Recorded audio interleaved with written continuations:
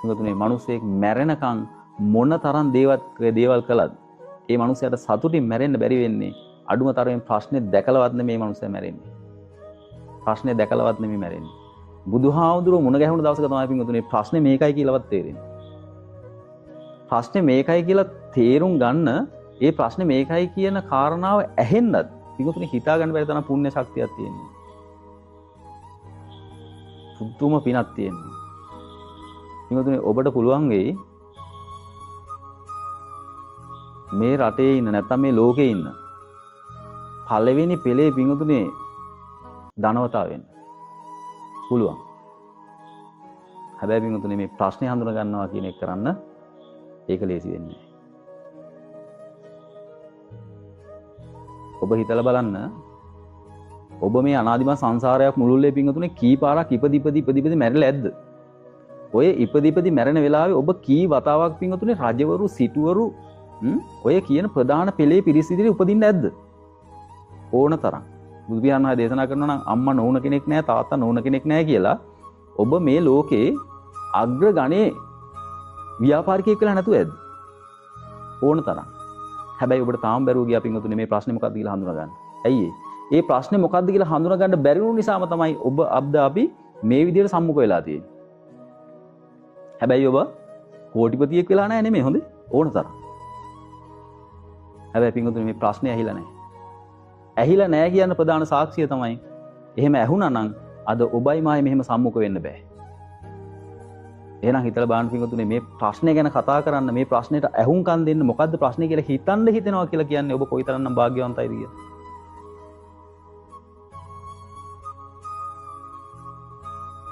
මේ බුදු පියාණන් වහන්සේ කෙරෙහි ශ්‍රද්ධාවක් ඇති වෙන්න නම් බුදුහාමුදුරුවෝ කවුද කියලා තේරෙන්න නම් අඩුම තරම් පොඩ්ඩක් පින්වතුනි මේක ළඟින් යන්න ඕන.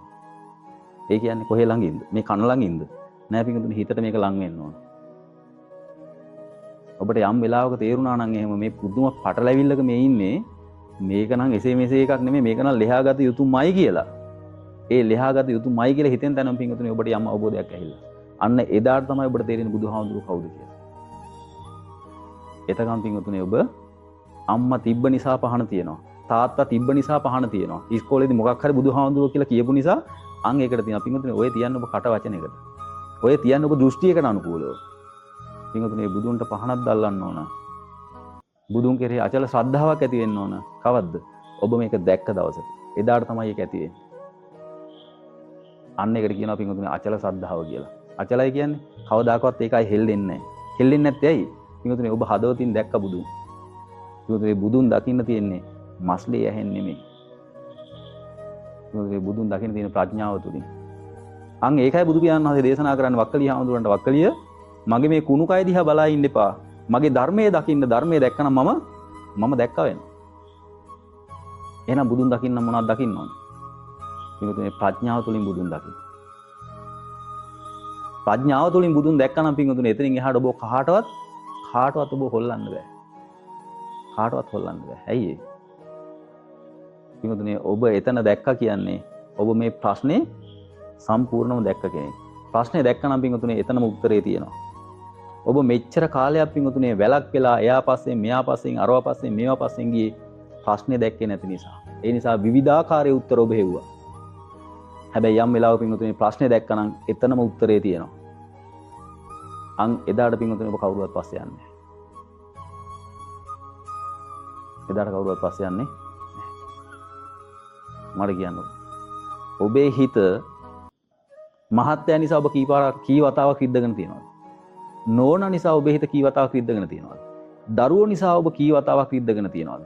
ඔබේ යාළුවා නිසා කී වතාවක් රිද්දගෙන තියෙනවද? පින්වතුනි බඩු බාහිර නිසා කී වතාවක් රිද්දගෙන තියෙනවද? මේ අද්භව විතරක් මම මේ කතා කරන්නේ. මේ අද්භව විතරක් නිකන් හිතලා බලන්න. පින්වතුනි මහා දෙයක් ඕනේ නැහැ. පාරේ යන බල්ලෙක් නිසා ඔබ හිත රිදවගෙන නැද්ද? ඈ පාරේ යන බල්ලෙක් එකපාරට මැල්ල බිරුවා. මොකෝ වෙන්නේ? ගැස්සිලා ගිහිල්ලා ඈ සමහරක් පොල්ලකුත් අරගෙන ගහලා නැත්නම් ගලකින් ගහලා. පිටුනේ පාරේ යන තිරිසන් සතෙක් කියේ. ඒකටත් ඔබේ හිත රිද්දන්න පුළුවන් නම් එහෙනම් මට කියන්න. පිටුනේ මෙන්න මේක දැක්ක දවසට ඔබේ හිත රිද්දන්න බෑ පිටුනේ කිසිම කෙනෙකුට. ඒකයි කියන්නේ අරිහතුන් වහන්සේ නමක් කියලා කියන්නේ කිසි කෙනෙකුට රිද්දන්න පුළුවන් කෙනෙක් නෙමෙයි. කිසි කෙනෙකුට සතුටු කරන්න පුළුවන් කෙනෙකුත් නෙමෙයි. ඇයි ඒ? පිටුතුනේ සතුට කියන එක පිළිලා නම් තියෙන්නේ. තව මොනවෙන් සතුටු වෙන්නද? මට කියන්න බෝතලයක් තියෙනවා. ඒ බෝතලේ කට මට්ටමට වතුර දාලා තියෙන්නේ. තව වතුර දාන්න පුළුවන්. අංගේ වගේ තමයි පිටුතුනේ මේක තේරුම් ගත්ත මේක පූර්ණ වශයෙන් අවබෝධ කරගත්ත උතුමන් වහන්සේ නමක් කියලා කියන්නේ කවදාකවත් දෙයක් නිසා කෙනෙක් නිසා සතුටු වෙන්නේ නැහැ. ඇයි ඒ? උන්වහන්සේ තුල පිරීලා තියෙන්නම සතුට. පිටුතුනේ ඕක පූර්ණේ නොවීම මේක නොතේරීමම තමයි පිටුතුනේ හැමතිස්සෙම දුක හදන ප්‍රධාන හේතුව. ඇයි හැමතිස්සෙම හිත දේවල් ඉල්ලනවා. ඇයි පිටුතුනේ මෙතන අවිද්‍යාව තියෙන තාක්කල් දේවල් හැඟෙනවා. නමුත් දේවල් නෙමෙයි මේ හැදෙන්නේ හිත. ඒ හැදෙන එක හිතක්වත් පිටුතුනේ තියෙන්නේ නැහැ. ඒ හැදෙන හැම හිතක් මේ මොහොතේ වැය වෙලා යනවා. හැබැයි හිතක් කියලා දන්නේ නැති නිසා පිටුතුනේ වැය වෙනවා කියලා තේරෙන්නේ නැහැ. ඒ කියන්නේ උද්‍යවගේ ඥාණය පහළ වෙන්නේ නැහැ. පිටුතුනේ මේක දකින්න උදේ වැය ඥාණය පහළ වෙනවා. ඒ කියන්නේ මේ හිත කියන්නේ උදා වෙන එකක් කියලා තේරෙනවා. උදා වුණා නම් මේ ඒකාන්ත වශයෙන් වැය වෙනවා කියලා තේරෙනවා. පිටුතුනේ බලන්න මේ තරම් සුන්දර මේ තරම් පැහැදිලි ඕන තැනකින් පිටුතුනේ මොන විදියට ප්‍රශ්නයක් ඇහුවත් උත්තරයක් දෙන්න පුළුවන් දහමක් නේ පිටුතුනේ. ඒක තමයි බුදු දහමේ තියෙන ආශ්චර්යය.